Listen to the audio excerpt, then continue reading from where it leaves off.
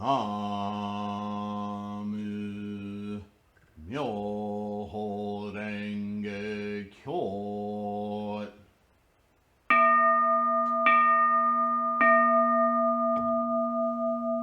Namu Myoho Renge Kyo.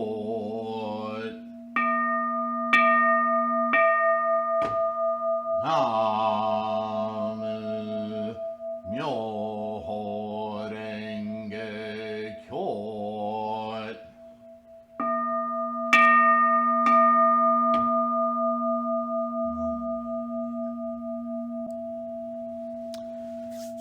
Hello, friends. Thank you for being here. I hope this finds you in good health and secure. This is the week of the Vimalakirti. So let's, Vimalakirti, my enunciation.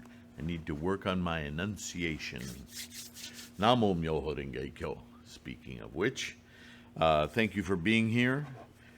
We are going to continue this week with the Vimalakirti.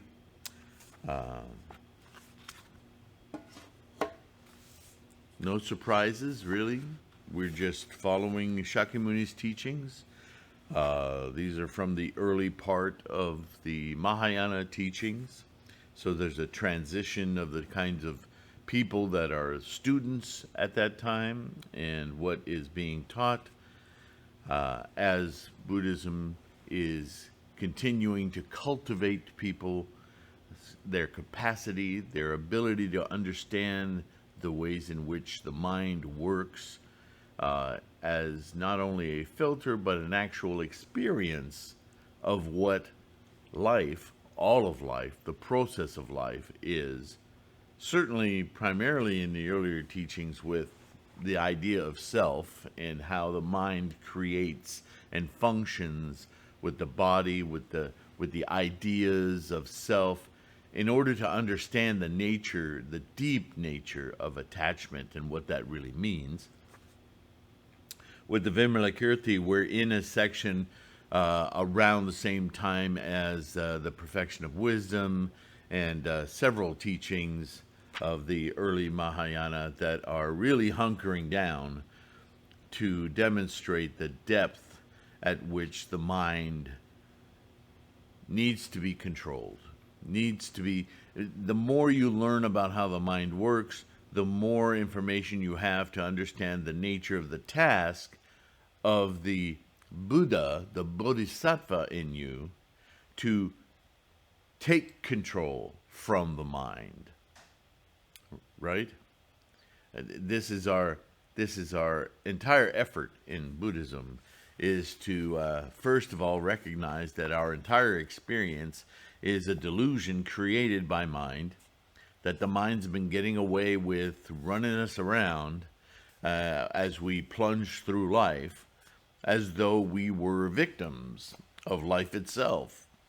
And more over time, we begin to learn that, hey, we don't have to let the mind drive the boat. We can drive the mind and therefore alter our perception of what's really going on. Instead of just falling through life and waiting for things to happen to us, we can actually be proactive with this same mind from a more evolved perspective, right? Of the Bodhisattva, the Buddha mind sees clearly everything the monkey mind, the human mind, is plummeting us through, and can be disconnected from that in order to see how amazing that whole process is, first of all. And secondly, to direct that same mind to alter its ingrained perceptions, to see the beauty that is the mind and everything it creates, and to understand that all of creation, all aspects of life, from you and me to the trees and the birds to the universe itself, all precipitate from the same forces, the same life force.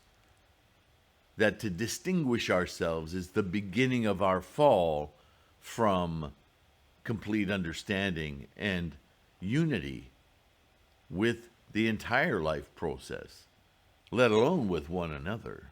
So the equanimity in Buddhism is a massive undertaking, but at the same time, easily perceivable once awakened.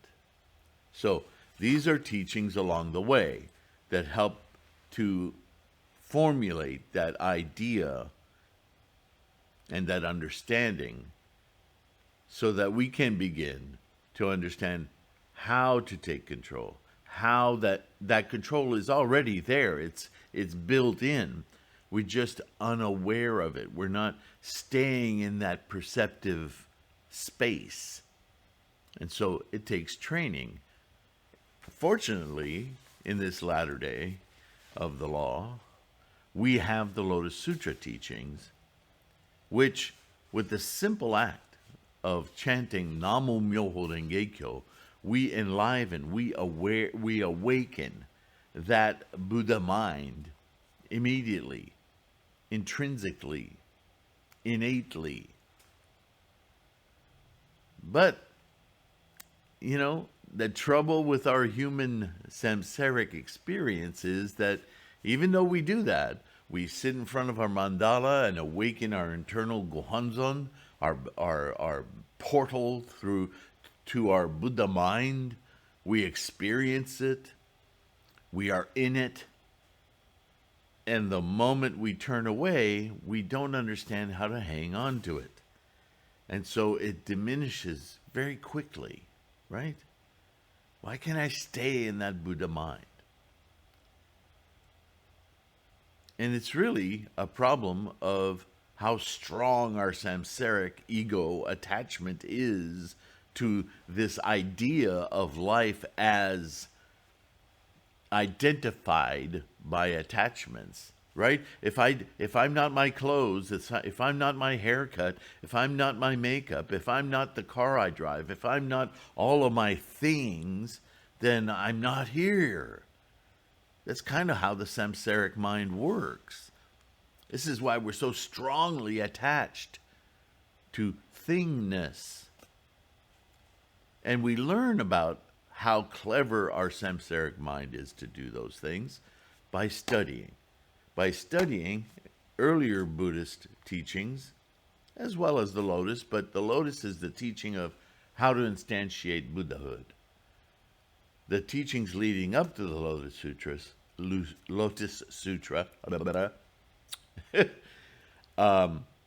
define the issues, the problems, the obstacles of mind.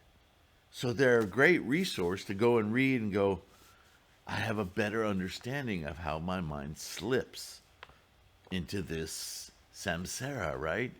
It's really attractive, and a common basic existence created, instantiated, conditioned, right? And these conditions I've grown up with. So, of course, it's very hard for me to detach from that kind of knowing. And the more I learn, the more my Buddha mind encounters less resistance. And I can hold on to that clearer view of this amazing life that I am in, right? We don't get rid of samsara. We become more and more adept at swimming in samsara without it being so oppressively controlling of our existence. Make sense? So here we go. The 37 elements of the way are the pure land of the Bodhisattva. When he attains Buddhahood, beings will be born in his country who are proficient in the 4 states of mindfulness, the 4 types of correct effort, the 4 bases of supernatural power, the 5 roots of goodness, the 5 powers, the 7 factors of enlightenment, and the Eightfold Noble Path. Of course, Burton Watson puts holy path here. We know it's the noble path. We know it from many, many translations. But this Englishman who's grown up with the Church of England and Christianity, things have to be holy. Again, the cultural bias in words is so easy to pick out when you're attuned to it. So we won't pay attention. I'm paying a lot of attention to it now, but because I'm wanting to caution you when you read these things, not to slip into old habits of mysticism and magical thinking. Holy is magical thinking. There's nothing holy in Buddhism. Buddhism is firmly rooted in the earth, in this life, this existence, this universe. It's amazing, it's awesome, it's mind-boggling, but it's not magic. So this is a noble path, right? It's noble because it exalts our existence. It is dignity. Magic is not dignity. Magic is child's play.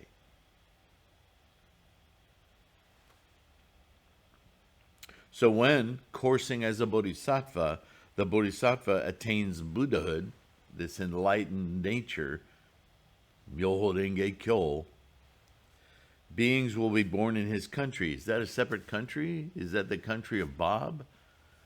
No, it's that Buddha land we keep talking about. It's that in his new perspective, or her new perspective, as she courses as bodhisattva throughout the world, she, in her existence, in her perception, is a different land, a different worldview. Geographically, it's the same place, but perceptively, it's a different place. Much like, have you ever gone back to the neighborhood you grew up in? Gone and looked at the house or the apartment or the whatever that you grew up in as a young child. Just because as an adult you had the opportunity to go back there and look around. Or maybe even just look at pictures, but more to the point that you go there as an adult and look around. One of the first things you'll notice is scale. Wow, when I was a little kid running around that house, I thought it was so huge. I thought that was a whole forest, that little green belt. I thought, right, as a child, everything has that grandeur. Only as we grow older do we begin to diminish what it is to be a human being. And our experiences go along with that. And so you could say that when you visit the land of your youth, it's a different country now. Because all of your perceptions regarding what that neighborhood, house, area were, the ball field you used to play in, the whatever, they're so completely different. You recognize them, surely, but they're different. This is the same thing where Shakyamuni is using as an expedient means, saying to people that when your mind alters its perception, the same old ain't no more the same old. Right? Everything not only appears different, but actually is different because of your perceptive change. Everything is altered along with you because everything you perceive is through your mind.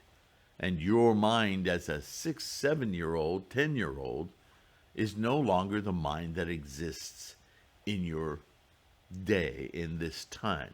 Your mind has evolved to perceive a whole slew of other things with different import, different affectation, different influence, so that when you go back and look, you're confronted with the difference of your 10-year-old mind versus your present-day mind. And a shift of understanding like that is equally important to understand how you can shift from the present perceptive filters of your mind to a clear, above the fog of all of that, Buddha consciousness, unaffected by all that previous inculcated, learned, conditioned behavior, thinking. Okay? So that's what we're talking about when he uses this example of the bodhisattva who attaining Buddhahood, this new clear mental state. His environment will change to the point where the people around him or her will be influenced in a clearer way. They will be influenced like insights will come to them about what is really going on in their minds, in their samsara, simply by your presence.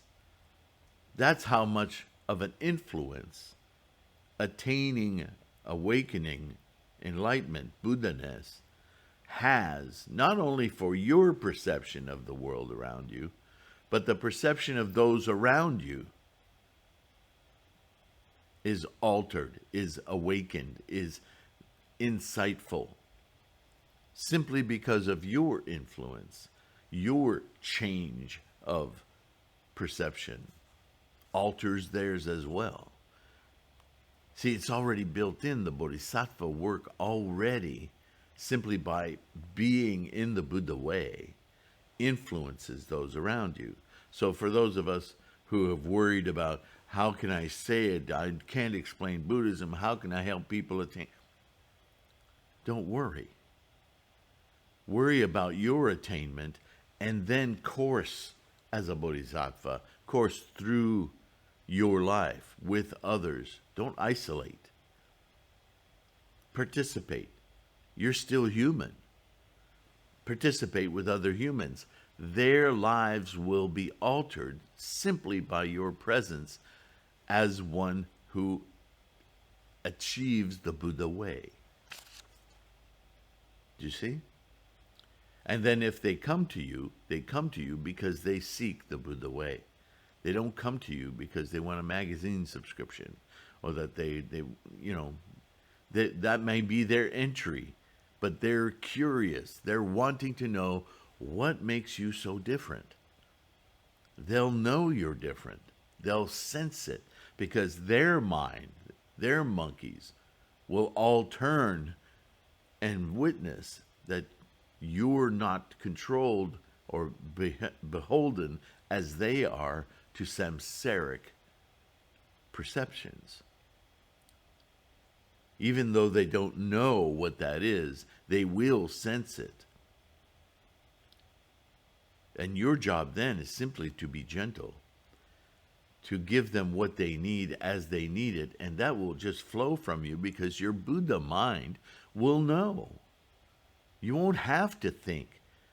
See, we're so accustomed samsarically to figuring things out.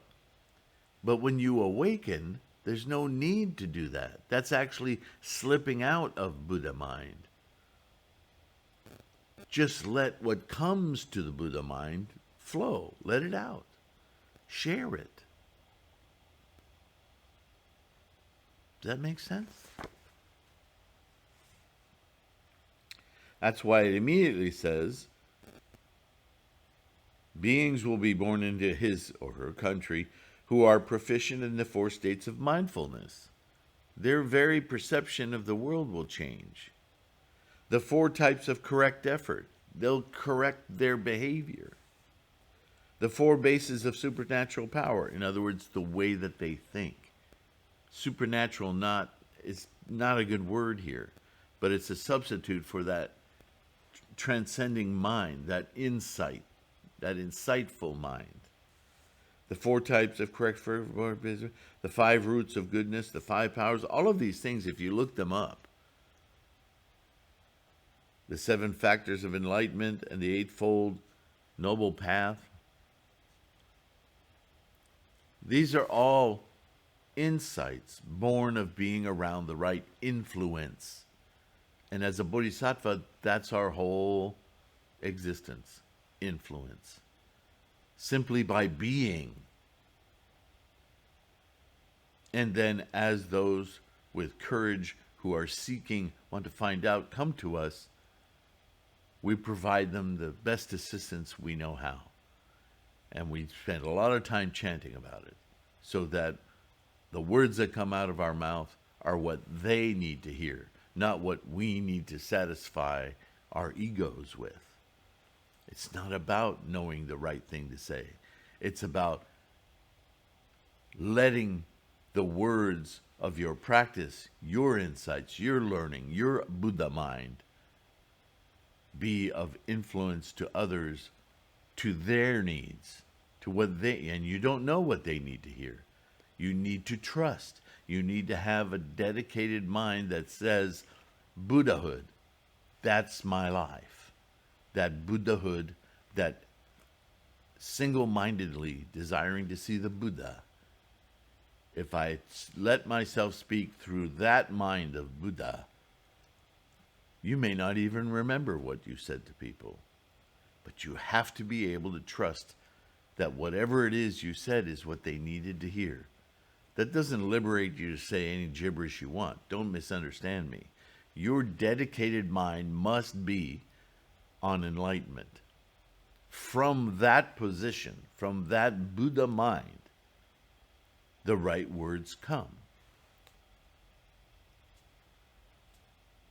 To have that confidence is to truly practice the Bodhisattva way, right?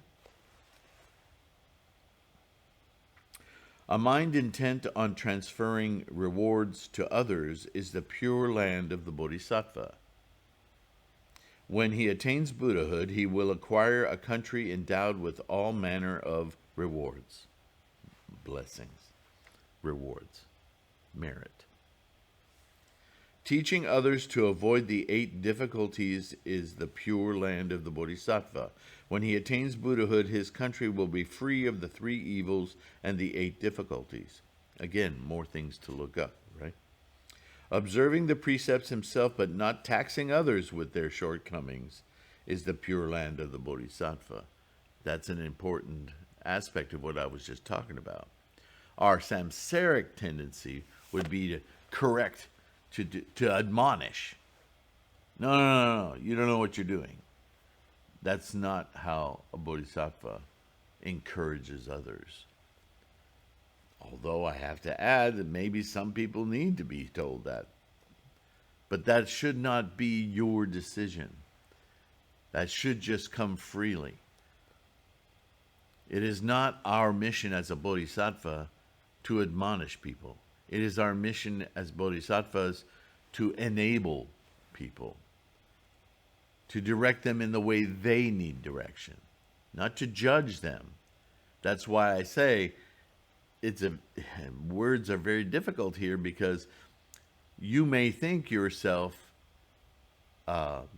leading people, a person specifically, by pointing out their errors. But more compassionately would be for you to speak in a way that would lead them to discover their errors, not be told, not be scolded, not be admonished, but to offer them a different way of thinking about things that would enable them to come to those conclusions, if that's in fact what they need. You see, you always defer to the student with the mind of the parent, teacher, sovereign, Buddha. Right?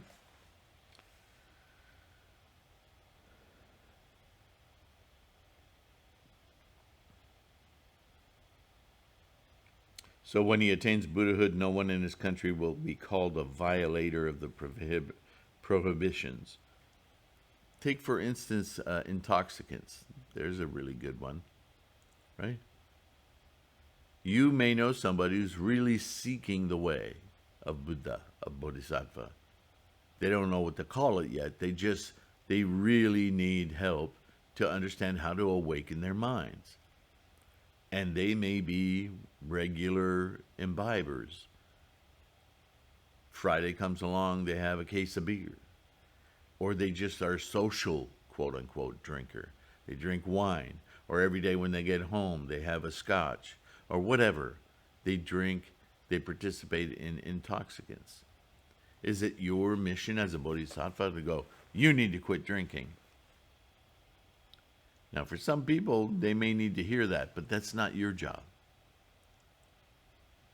You need to remind them how important it is to keep their mind clear, to keep their minds aware, as clear and aware as possible, so that they can watch and see those monkeys in actions, to show them how their mind works, to the point where at one point they look at themselves and they may say and murmur it to you right then, yeah, that's why I need to quit drinking. Yeah, I gotta stop smoking that weed. Resist the temptation to go, yes, aha! Don't be that person. Instead, be, you're probably right. Let's talk about the mind some more. You obviously know what you need to do. How can I support you in doing that? Be supportive. The words will come as long as the attitude is right. Here I go again. You hear me say this all the time. Buddhism is about attitude and intent. If your intent is to share the Buddha way with people, your attitude changes. The way you respond to what other people say changes. Right? Instead of a samsaric attitude of teacher, you have a Buddha attitude of support, of, yes, that's wonderful. Continue on that. A support, an embracing.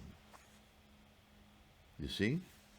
I don't know why today I'm speaking so much about how to teach others, but we're mired in the language of Bodhisattva here, so it seems natural.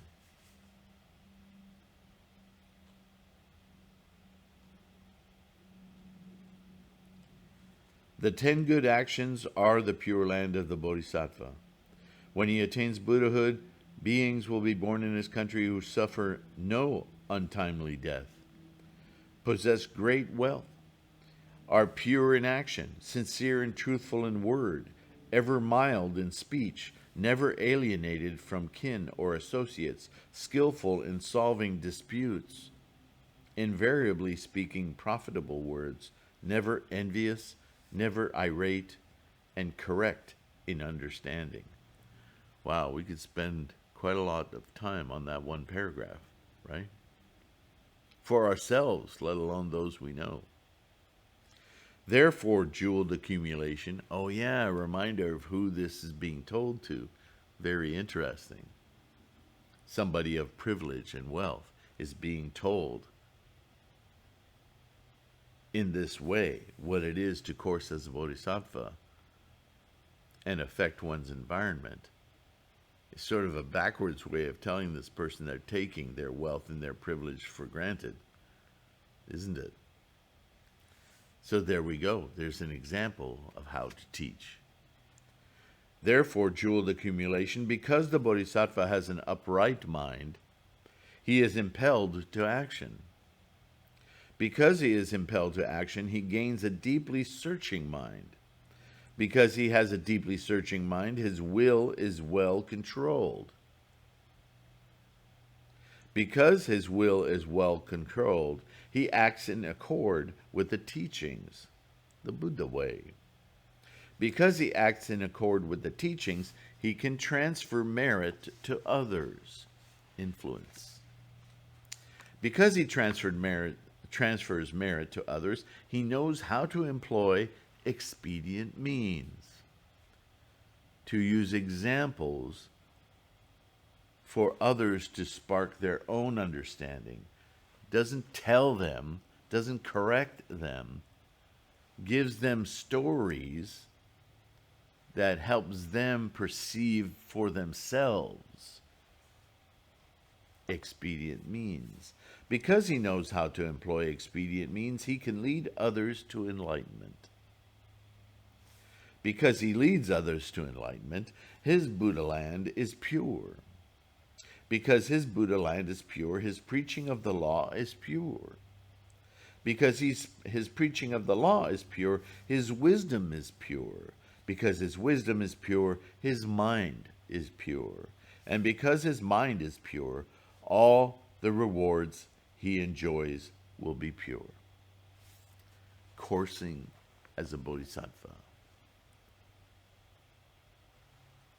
Therefore, jeweled accumulation, if the bodhisattva wishes to acquire a pure land, he must purify his mind.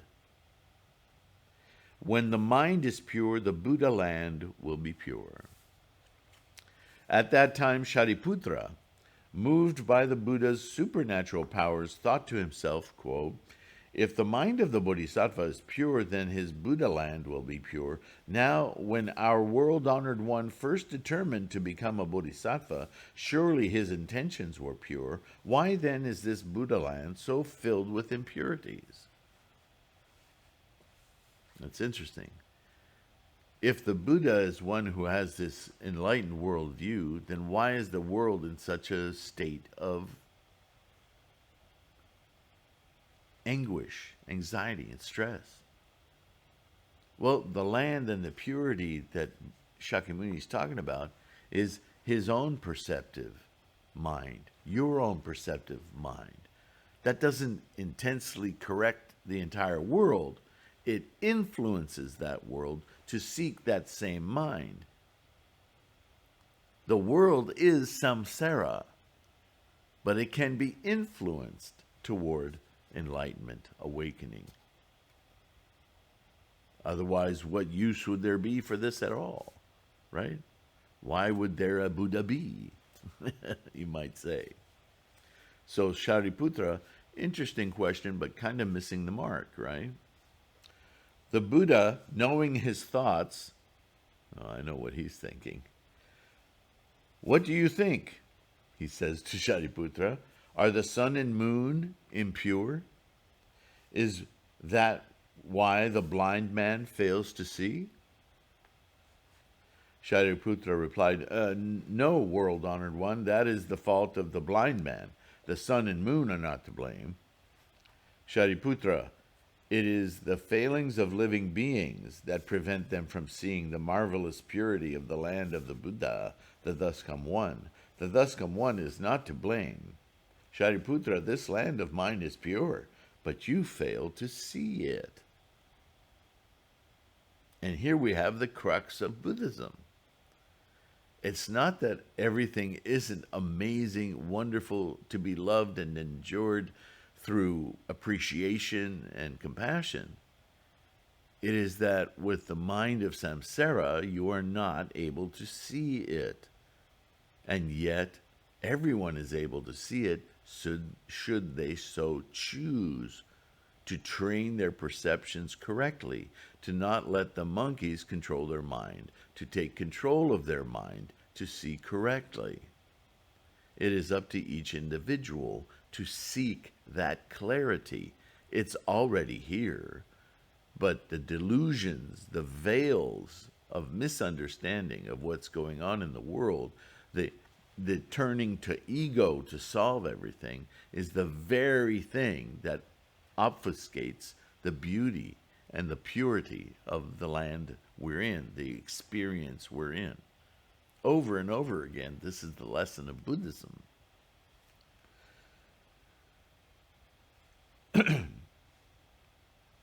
At that time, one of the Brahma kings, with his conch-shaped tuft of hair, said to Shariputra, you must not think that this Buddha land is impure. Why do I say this? Because to my eyes, Shakyamuni's Buddha land is as pure and spotless as the palace of the heavenly being, great freedom. There we go with personages again. Shariputra replies, when I look at this land, I see it full of knolls and hollows, thorny underbrush, sand and gravel, dirt, rocks, many mountains, filth and defilement.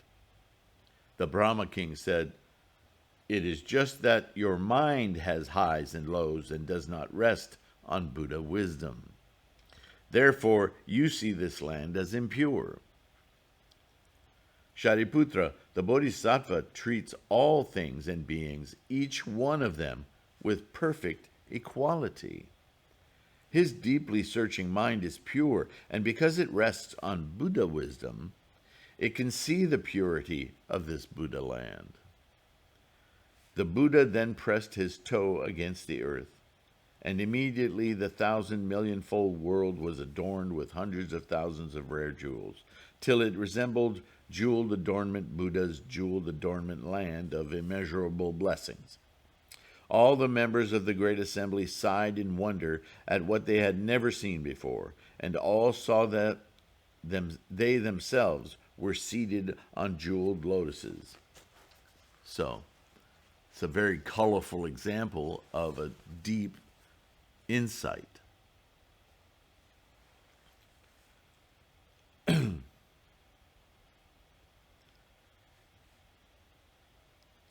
The Buddha said to Shariputra, now do you see the marvelous purity of this Buddha land?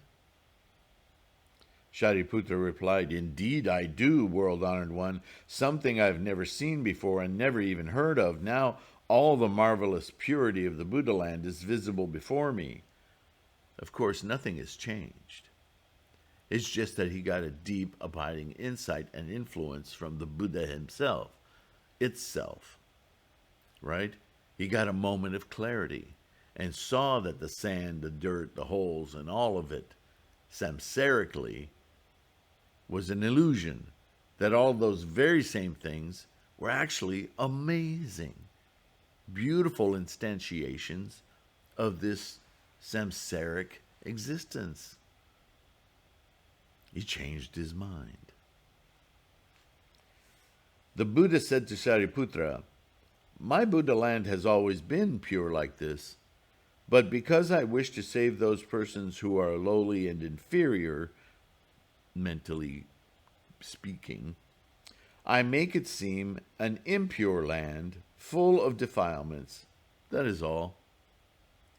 It is like the case of heavenly beings. Now, understand what he just said.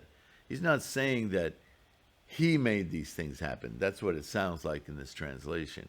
What he's saying is minds not of Buddha clarity, not of Buddha way, not of enlightenment, experience this world samsarically, and therefore they see it as defiled and unpure or impure. It is like the case of heavenly beings. All take their food from the same precious vessel, but the food looks different for each one, depending upon the merits and virtues that each possesses. It is the same in this case, Shariputra. If a person's mind is pure, then he will see the wonderful rewards that adorn this land, the wonderful aspects that adorn this land. When the Buddha in this way revealed the marvelous purity of the land, the 500 sons of rich men who accompanied jeweled accumulation, remember he's the one in dialogue here, all were able to grasp the truth of birthlessness. And 84,000 persons all set their minds on attaining Anuttara Samyak Sambodhi. The Buddha then released the supernatural power that he had exercised with his toe, and the world returned to its former appearance. This is where you are in your perception. Boom. 32,000 heavenly and human beings who wished to pursue the path of the voice hearer, the Shravakas, understanding that all things are impermanent in nature, cast off the dust, removed themselves from defilement, and attained the pure Dharma I. And 8,000 monks, ceasing to accept the phenomenal world, put an end to all outflows and gained emancipation of mind. And that's the end of that chapter. Next chapter, expedient means. So, all of that was expedient means. It was a teaching showing that if we could only peer into what it's like to have a clear mind, a Buddha mind, all of our doubts, all of our attachments, all of our misperceptions of the samsaric existence, our human mind of ego and holding on to things, we would gladly cast aside in the search and the dedication for evolving our minds to the Buddha way of seeing. Because once you'd experience it, how could you not want to go there? It's so free of stress, anxiety, all of the things that we constantly experience in samsara, right? In our samsaric mind. How could you say no? How could you have any doubt? But that is the expedient means, if you could only see, right? So barring that we're born Buddhas, that we're born into this world, this manifestation of samsara, of our mental state of samsara, we have to convince ourselves, our own minds, hey, it doesn't have to be like this. In fact, I know this, quote unquote, is constantly changing. But part of me doesn't want it to. I like it like this. I want it to stay like this. We do this all the time in our minds. Our clinging, our craving. Oh, I'll have more of that. When the fact of the matter is, all of this has existed long before you and I came along, will exist long after you and I are gone, that all of these things we cling to as though it belongs to us, it's like a child believing in Santa Claus and flying reindeer. It's silliness. But we're so invested. It's hard to imagine what even life would feel like, be like, if we didn't have that connection. Now, those of you who've learned how to chant and recite Gongyo and do so with resolve, with real intent to instantiate that Buddha-ness, you'll feel it. You have felt it. You know what it is. It doesn't come from, I'm doing this again today. Not that mind. That's your samsaric mind going through the motions. You'll get something from it even then. But how much more does it take, as long as you're there and you're doing it, to really pierce your own mind?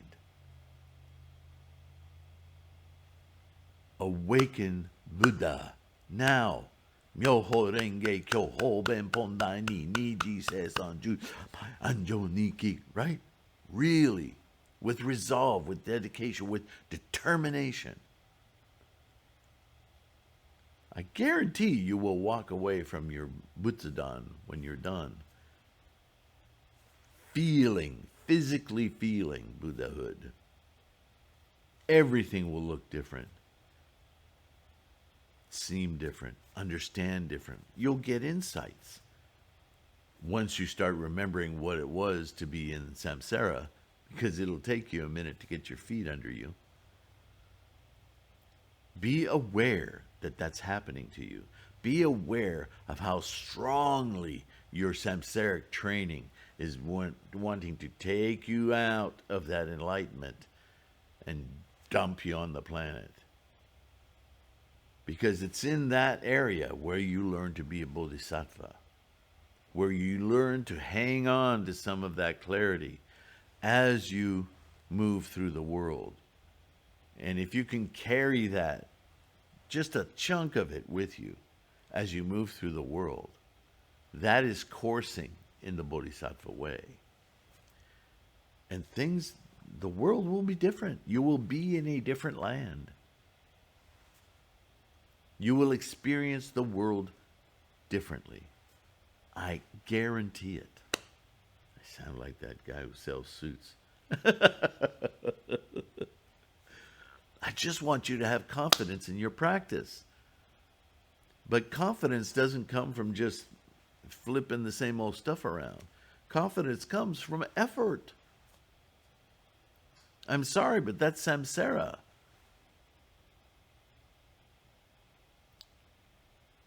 You can't just snap your fingers and, I'm Buddha. That's not real. That would be magical. What you're doing is transforming you, your experience, your sense of self. You're transforming it, right? Transcendental transformation to a new, clearer way of being. Less anxious, less stress, more amazed experience, right? More joy. Okay, that's long enough for today. Thank you for being here. Thank you for listening. Thank you for your practice, your courage, your determination. Namo Myoho Renge Kyo. I'm deeply proud of you.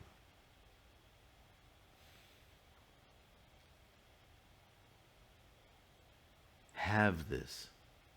Experience this. I want nothing less for you or myself. We all are here to do so. It's not that we deserve it. It's that we're here for it. This life is for you. It's not happening to you. It's here for you to enlighten, to see the grandeur of your own existence. All right. I'll see you in the next one. Please take care of yourself. Be kind to yourself. It takes time. It takes effort. Don't beat yourself up. And just be kind to others. Your kindness will show. And it will elevate you too. Thanks.